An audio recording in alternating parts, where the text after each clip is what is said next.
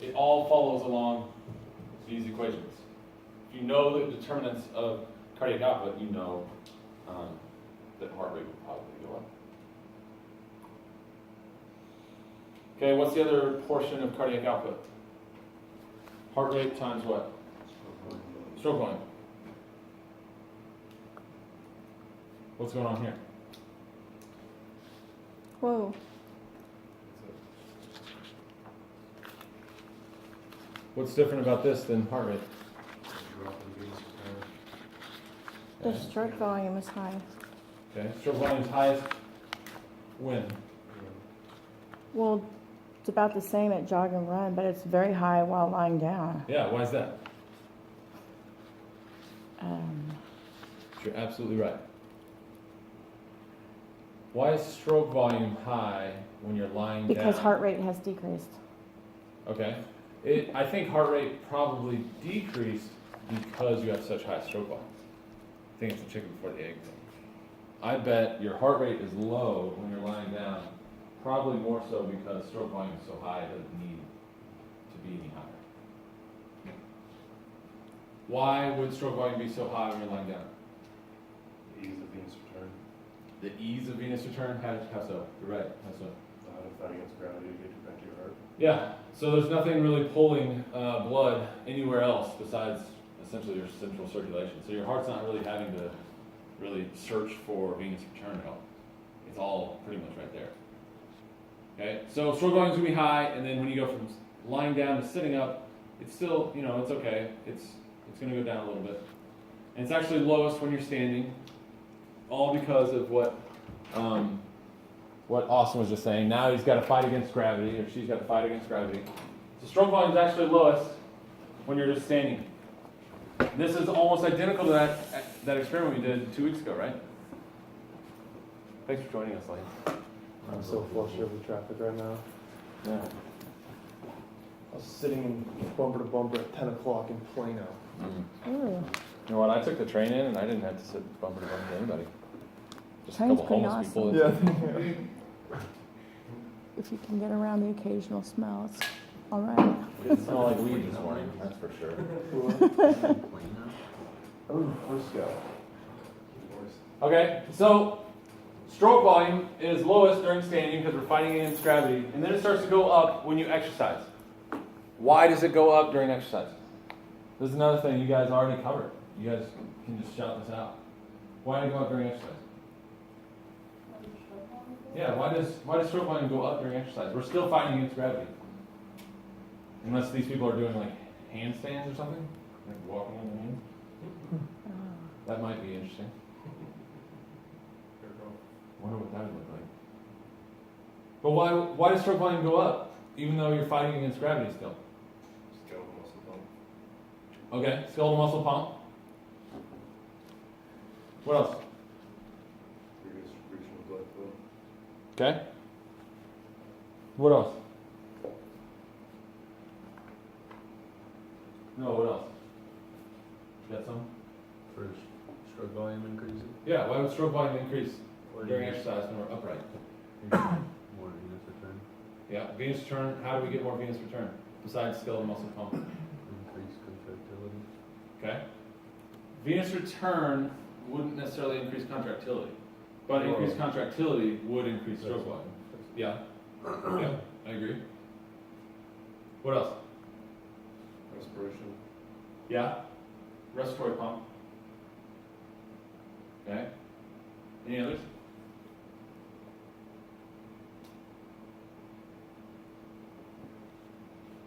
Well, I mean, like, it's just moving faster overall. Okay. So think back. Remember when I had Hannah jog around the room, right? You just jog around for a long period of time. Right? There's a lot of different things that are going on, and one of them is mechanical factors. This is probably your skeletal muscle pump. Your calves are contracting, or your quads are contracting, squeezing, pushing more blood up there. Okay. What else besides mechanical? Humoral, Okay. Humoral probably going to be one of the last things. neural, Neural. And there's one more. Chemical. Chemical.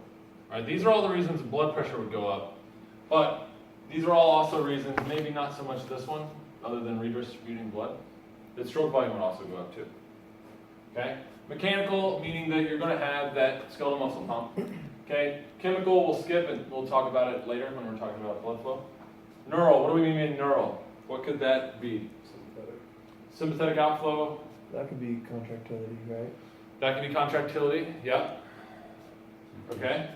And then humoral, how does that act? Epinephrine, Okay? And so what would that be? increased heart rate.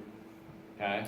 Technically, vasoconstrict, but nothing else. Okay? And so these two can actually both be considered for contractility as well, but you also get some venoconstriction. That means you're going to get that big capacitance, those big veins. They're going to stop being so accommodating to all that blood, and they'll decrease a little bit. So it's going to squeeze more blood up, increase preload, increase stroke volume. Okay, so all those things are going on just to increase stroke volume. That's crazy. Okay? That's the same figure that you guys did when you did lying down, standing, jogging, or cycling, whatever, same thing. Okay, so this is not new information. And so this is what cardiac output would look like. Just like Wendy was saying, lying down, heart rate's going to be low, stroke volume's going to be high, cardiac output is going to be pretty much a resting level. Okay? When you're sitting up, a little bit of change, but it'll kind of even out. Cardiac output's going to be right around 5 liters a minute. And then standing, again, stroke volume's going to drop initially, heart rate's going to compensate, eventually they'll get back to kind of a equilibrium, and you're going to be right there at 5 liters a minute. But as you go up, remember the demand for oxygen is going to be higher. You're going to start increasing cardiac output because hopefully you'll extract plenty and you'll get oxygen consumption and therefore substrate energy use at the tissue. So all this again is just going to be manipulations in this equation so that you get what you need at the muscle.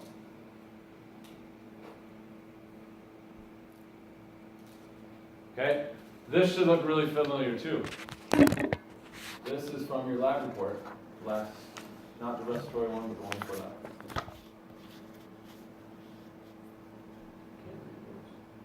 Or small.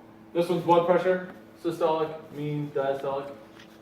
Stroke volume goes up, looks like it plateaus. Cardiac output goes up, and then goes up at a slower rate, I guess. It's high, I imagine. VO2. And then AVO2 difference goes up, and then kind of starts to go up a less steep of a slope. Okay, so let's just attack the top first. Blood pressure as percent increase in VO2 max. What about it? You tell me. Increases. Oh. Positive. Okay, let's start with systole. Systolic blood pressure. Just going to gradually increase, right? Systolic blood pressure is going to gradually increase until you reach VO2 max. Okay? That's supposed to be the same. Diastole is always going to pretty much stay the same. You may have some drop in diastole, but not anything super important. Okay, so that means the mean blood pressure is going to probably fall somewhere along the middle of those two things. It's going to hug diastole a little bit more toward the end. Okay? So that's going on. Stroke volume. Stroke volume, this one right here. You start off at a low exercise intensity, and then about 40, maybe 50% into VO2 max, you get a plateau. Why? Why would you get a plateau in stroke volume Is that when because halfway into what you could actually accomplish? like the ventricle can't hold any more blood? It's not necessarily that. No. The heart rate starts increasing, so you're going to be limited based on diastole. Yeah, so if we saw heart rate, which is right there, it's increasing the whole time. But at this time point, we're starting to increase so fast that we don't have time to fill up anymore. We don't have time to just sit there and fill up the heart with blood. Okay, there are other things going on that helps with venous return like we talked about, but we don't have time to just sit there and wait before the next heartbeat. We need to do that now. And it's okay because we're still increasing cardiac output, but eventually you will get to a point where it can no longer increase either. How do you think training would change this? It's one of the most beneficial parts of training. How would you being more fit change your stroke volume?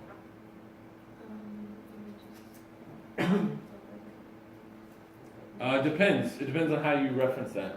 Like, would it be more, like, efficient, right? Okay, yeah. Because the heart rate would be low, it wouldn't, like, I don't really. I think you're on the right track. Get to the plateau faster. Okay. Plateau, I heard plateau faster and plateau later. All right, let's think about someone who's super duper fit. What's their heart rate at rest? Like, throw out a number. 50, yeah. 52, yeah. I've seen somebody with like a 28 before, which is unreal. Yeah. Alpine fever. Yeah. Okay, so if heart rate, let's go crazy and say heart rate's 30 beats per minute. This person is just a super athlete. 30 beats per minute. What does that mean stroke volume is? Stroke volume Really is high. crazy high. Yes. Yeah, maybe 100 mLs per beat. Okay? Crazy high. All right? So, now we start exercising. And things, let's say as a function of exercise intensity, things are increasing. Heart rate should increase. Stroke volume should increase, right? Now, knowing that, what would you say happens with a super fit person who started off at 30 beats per minute? As they start exercising, do they reach the plateau sooner or later? Okay. I like this. Competing ideas. I'm inclined to agree with you on this. You're inclined. On what grounds are you inclined to agree with I them? think, The graph right there, and the point would already be higher, and if that's already going to be their max plateau for the individual, it's already going to be there. It only increases a very minuscule amount, and then it's already going to let me think this through. Okay. Let's think through it. Let's think through it some more because I like the debate right now. When you train, ultimately the heart's a muscle. It's a very, very efficient muscle, right? When you train a muscle, what happens to it over time? Stronger. It's going to get stronger, okay? Probably going to get more efficient. So that means our trained person is going to have a stronger heart. It's probably going to be more efficient. Is there anything unique about training of the heart that you've maybe heard before that's beneficial? You may not have heard this before, but Lower resting heart rate. lower resting heart rate because of the stroke volume. There's something about the heart that's really, really unique that makes it one of the coolest things to train. Think about it for a little bit. What could be going on in the heart that's different than just, strengthening the pump? Strengthening the pump is really, really great. What else could be going on that would potentially help something like stroke volume? You said Current, besides flow, strengthening current. it? What was that? You said besides strengthening? Besides just strengthening the muscle itself, what else could help stroke volume? It's rubber band effect. Okay, yeah, it could become basically more compliant. Yeah? There's something along those lines that we're right on the edge of finding out. There's another training adaptation of the heart. It's really beneficial.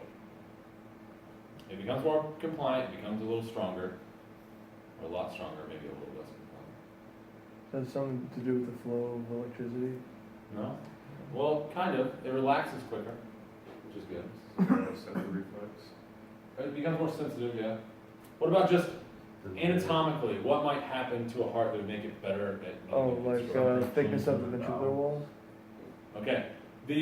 That's the thing with the heart that's awesome, is it gets stronger like every muscle ever.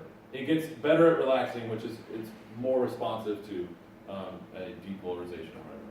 So that's good. It contracts more efficiently, just like every muscle you ever have.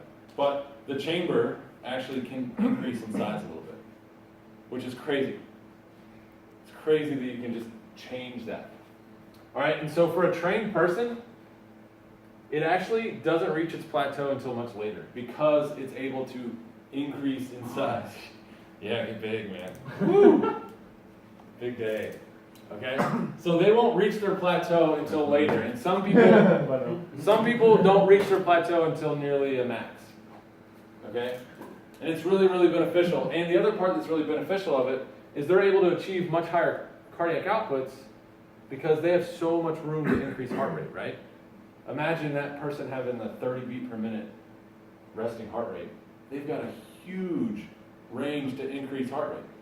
Whereas somebody that has like a resting heart rate of like 90, there's not a whole lot of room there to give. Okay, so stroke volume will plateau for most individuals at around the 40-50% mark of VO2 max. But in some super trained individuals, it'll creep up and just keep going. Okay, so cardiac output is obviously going to be a function of this times this. And that's why you see right at that 40% mark, there's kind of a change in the slope. And that's because now, instead of this increasing really rapidly, it is plateaued. So that's going to make this increase pretty much solely dependent on heart rate. Which is fine, there's nothing wrong with that. And then AVO2 difference. AVO2 difference. Think about it. This is the extraction of oxygen. It's extraction. AVO2 difference, as exercise goes on, should AVO2 difference be bigger or smaller? Should the extraction be more or less? Oh, more. Yeah, so AVO2 difference is always going to go up. It will plateau. There's only a certain amount of oxygen you can extract, but it will go up. It will go up. Okay? Does anybody know, humans are one of the worst cardiovascular animals on the planet. Dogs are worse. Dogs are better. Some dogs. Huskies are good. Huskies are amazing. That's Greyhounds. how we catch them. Greyhound. Well, we catch a lot of things that we're not With like more technology. athletic than. Like catch a gorilla, maybe? Because they can't deep breathe, so we just jog after them until they got tired enough to stop moving. Because we're able to sweat and actually cool off. Yeah, they have to pant and eventually that. That's how we can catch animals. So, the biggest determinant of a species VO2 max that relies on traditional cardiovascular system is heart size to body size ratio. Do you guys remember in A&P dissecting the heart of a pig, right? Yeah. Massive. It's like the size of a football. Ours is like the size of a softball, maybe. Like you have to shape it a little different. Yeah. That's crazy. That's why a horse. That's crazy. Man, a horse is. Let's Big find old out. basketball. Yeah, it's probably bigger than a basketball. They're like 2 times as above. Horse heart.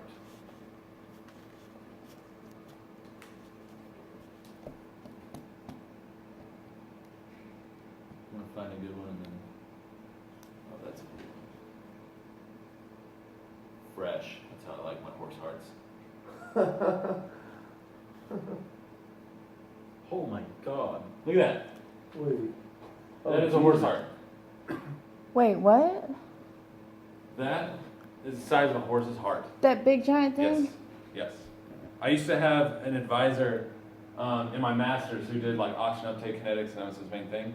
And he did it in horses, and he had a slide of basically a hanger with a human heart and a horse's heart next to it. And it was you had to have like a huge chain to be able to hold the horse's heart, and then you could just like dangle a string with the. Yeah. That's crazy. That's why the horse's VO2 max is just insane. Top left, I want that as a tattoo. On my hip. Sick. Put an ECG tracing on that bad boy. Something real hot. Take you for a trip. So yeah, as we train, our hearts become more horse-like, in a way. And that's why you'll have a really low resting heart rate, is because you get better at squeezing, and you have a bigger thing to squeeze. Heard that? Okay, so These are just changes in cardiac output, and it is literally just a manipulation. It's just what we were talking about earlier. So you can increase heart rate. You guys all know this equation. Children, not as able to increase as much.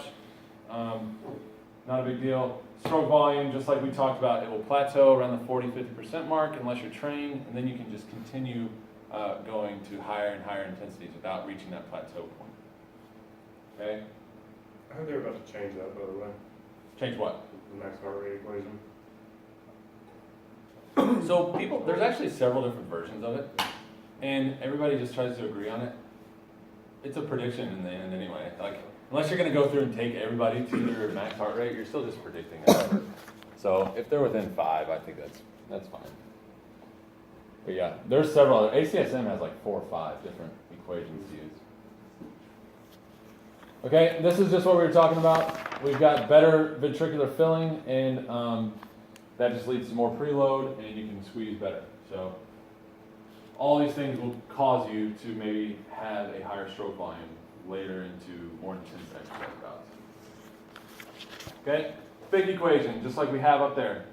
Delivery times extraction, right? AVO2 difference is extraction.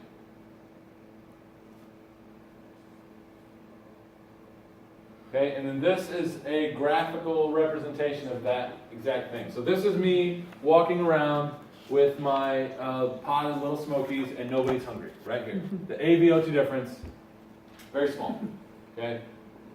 AVO2 difference, very small. As you guys go to harder and harder exercise intensities, this is VO2 down here, okay? The muscle or the tissue or the people become more hungry. So if I'm walking around with my Little Smokies, AVO2 difference is going to be much greater than when the tissue is not hungry, not in need of oxygen. So hopefully that will always make sense. AVO2 difference is something that trips people up, and it's silly that it does because it's very, very simple. You measure it before it goes to the tissue, right after. The difference is AVO2 difference.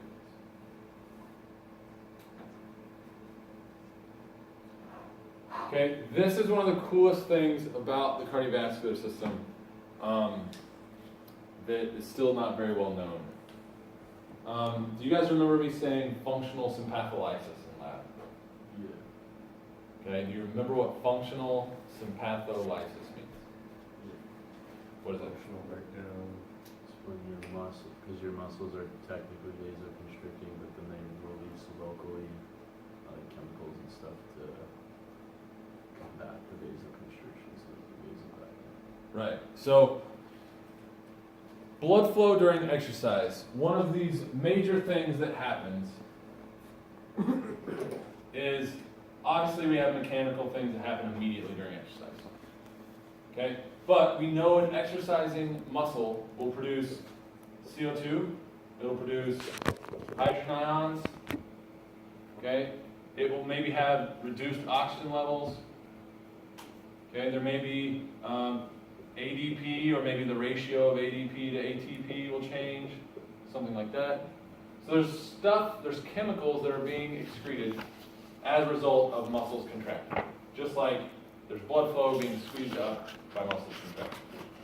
Okay, then we have neural, which you guys already said is sympathetic nerve activity. And then this is essentially catecholamines, which will act very similar to these. And so what happens when you're exercising is definitely this happens, but this happens as well. So you have an increase in sympathetic nerve activity.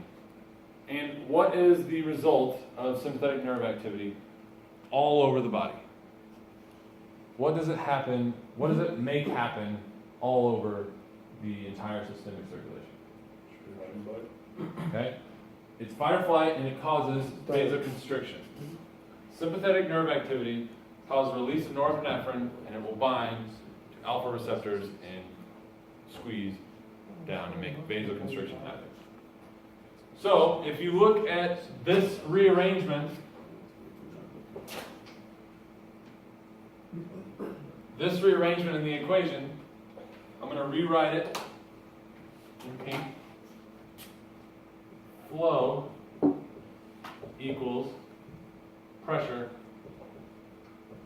over resistance.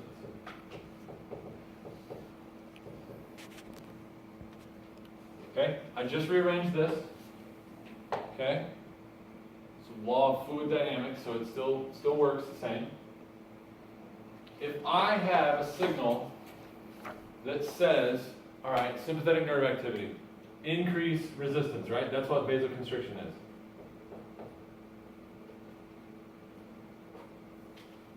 What will that do to blood flow? Increase it. If I increase this number a whole bunch because sympathetic nerve activity has went up and pressure stays the same, what will happen to blood flow? It's going to go way, way down. Yeah, so this, in and of itself, results in this, which is not ideal during exercise, right? You don't want to be exercising on a bike and your quads and your glutes and everything are getting less blood flow than they were before you start exercising, right? So what happens is you have these override this signal. So the chemicals that are released as a result of muscular contraction overrides these two signals. That is what functional sympatholysis is. It's just a name for it. Functional meaning it serves a purpose, sympatho meaning sympathetic nerve activity, or sympathoexcitation, something like that. And lysis means cut. So cuts out the increase in sympathetic nerve activity, or the result of increasing sympathetic nerve activity. It's a fancy name for intrinsic control of blood pressure, which is in a couple slides. Okay, and obviously it's going to depend on the exercise intensity and the muscle groups that are involved, right? Because that is going to dictate how many of these are being produced. If I've got more muscle doing a similar exercise intensity, there's going to be a lot of these. Or if I just have the same amount of muscles, but doing a lot more activity, we're going to have a lot more of these. Yeah. I guess high stress environments, especially with more like desk kind of jobs, they would not be getting those metabolites. You just get an increase of blood pressure over and over and over again. And so that's actually one of the cool things that some of the guys at UT Southwestern are doing, is people that are hypertensive, they have a very impaired functional sympatholysis. So they just vasoconstrict, and it limits their ability to exercise, stuff like that. And it's the same with prolonged sitting and things like that, is what we're starting to see, is that's not good for you at all, and it also leads to hypertension because of some of these things. But yeah, that's what the Arlington group at UT Arlington is looking at, prolonged sitting. So there should be a lot of research on that. But people have definitely looked at reduced functional sympatholysis as a result of different conditions. And one of the ways that it works great is that signal to vasoconstrict everywhere. This happens really well at the gut and the splank region, like regions that don't matter. And so that's what this is saying, is this is an area that does not need a lot of blood flow during exercise. Obviously muscle blood flow, we need lots. So a lot of muscle blood flow going there, and we'll start to vasoconstrict at places that don't matter, because they're not producing these chemicals, so therefore this signal still stands. Yeah. I guess an old theory was that there's like different receptors and different vessels found throughout our body. I think it's less and less so, and it's more this. Yeah, less and less so. Because they do have different innervation, like parasympathetic nerve activity, or parasympathetic nervous system innervates those. So they kind of thought that they were just going to be separate controls, but they're starting to find out that, yeah, you can control it with parasympathetic, but overall it behaves the same. But yeah, and so that's how you redistribute blood flow during exercise. It's very, very simple. Everybody gets a vasoconstrictor stimulus, but only the active people or active muscles are the ones that override that signal. So it's kind of genius in a way. Okay, and this is a pretty cool graph. I want you guys to look at it and understand it, and then tell me what could be changed about this. to make it maybe a little more accurate. All the lines could be either bigger or smaller versus. Yeah. There's a variable that's maybe not being accounted for in one of these that I want to see if you guys pick up on, especially given where you're at and all that too. So look at it for a while. I'll orient you just a little bit. The top is during a nearly maximal exercise, if not maximal exercise, where you've got a cardiac output of 25 liters a minute, whereas this is more resting, so this is a 5 liter per minute cardiac output. So that's the difference. Go through and see if you can come up with something. I don't like how the brain only has 3 to 4%. I don't like that there's nothing on the negative system.